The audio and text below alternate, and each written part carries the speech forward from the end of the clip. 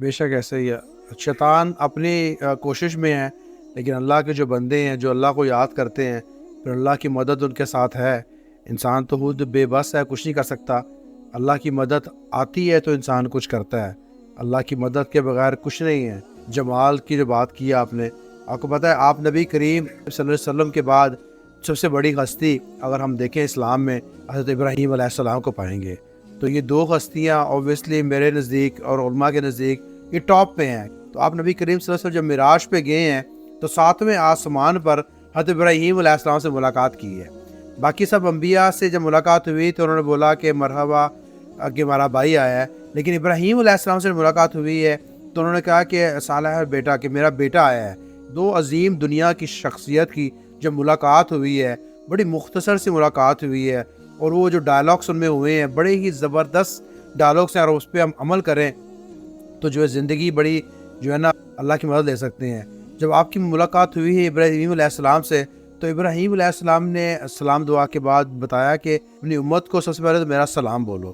تو ابراہیم علیہ السلام کی نوازش ہے کہ انہوں نے ہمیں سلام بھیجا ہے، ہم بھی ان کو وعلیکم السلام کہتے ہیں، اور نبی کے فادر ہیں، تمہارے فادر بھی ہوئے.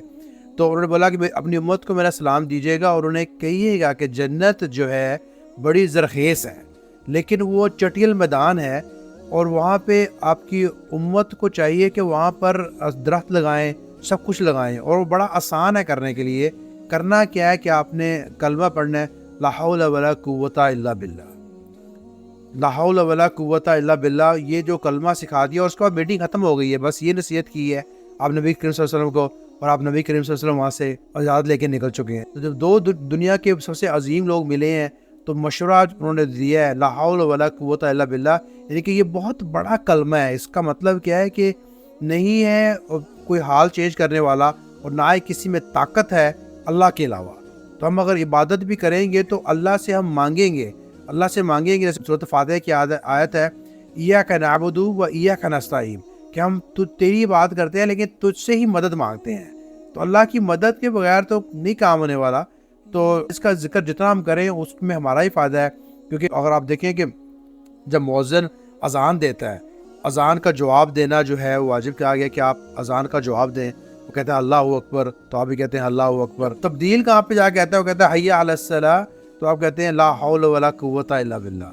حی علی الفلاح تو آپ کہتے ہیں لا حول ولا قوت الا باللہ.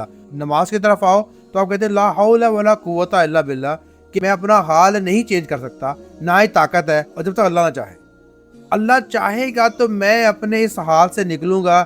میں دکان میں ہوں، کاروبار میں ہوں، بچوں کے ساتھ ہوں، اسکول میں ہوں، یونیورسٹی میں جہاں بیزی ہوں، کہ ہم جو ہے ہم تو مانتے ہیں کہ ہم کمزور ہیں، نہیں نہ اپنا حال چینج کرنے کے قابل ہی نہیں ہیں. تو اللہ چاہے گا تو حال چینج ہوگا، اللہ چاہے گا تو طاقت آئے گی. کمنگ بیک ٹو جمال، تو جب آپ نبی کریم صلی اللہ علیہ وسلم واپس آئے ہیں معراج سے تو صحابہ نے پوچھا کہ ابراہیم علیہ السلام کیسے ہیں دیکھنے میں؟ تو آپ نبی کریم صلی اللہ علیہ وسلم بولا کہ میری طرح ہی ہیں، یعنی کہ آپ نبی کریم صلی اللہ علیہ وسلم سے اتنا زیادہ ان کی شکل ملتی ہے ابراہیم علیہ السلام کی کہ جمال میں کتنے قریب نہیں ہوں گے وہ، کہ آپ نبی کریم صلی اللہ علیہ وسلم خود کہہ رہے ہیں کہ ان کی مشابہت مجھ سے بہت زیادہ ہے. تو اللہ تعالیٰ جو ہے ان کے درجات بلند کرے، اور ہمیں جو ہے ان سے ملنے کی توفیق دے. اللہ تعالیٰ جنت میں جا کر خواہش ہے کہ سب سے ملاقات ہو اور ان کے ساتھ مجلس میں شامل ہو. اس قابل تو نہیں ہے لیکن اللہ کے چاہنے میں سب کچھ پاسبل ہے.